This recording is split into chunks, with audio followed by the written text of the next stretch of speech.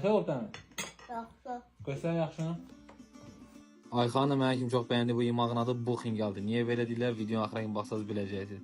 Quru əti üstünə su çıxana kimi qoyursunuz qazana, qəşəng bu qaynayır. Qutarandan sonra təzədən su əlavə edib kartofları ətrafına düzürsünüz. Qoyursunuz qaynamağa. İsti su ilə yoğrulan xəmiri açırsınız bu formada.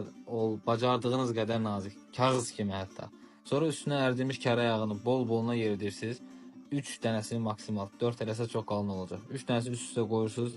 Ya kvadrat formada, ya paxlava formasında, necə zövqünüzə uyğun bir formada belə deyək. Kəsirsiniz, qoyursunuz kənara.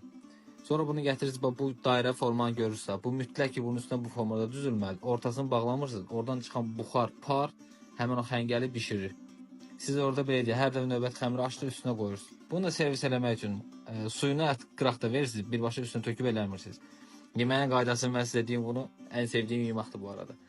Xəngəli götürürsünüz, içinə qoyursunuz kartofu, içinə qoyursunuz onu quru ətdən bir parça. Amma ağzı göstərirsiniz, mədən yolunu özü tapır. Çox ləzzətli yeməkdir. Yəni bizim zonanın bundan gözəl yeməyi mənə görə yox.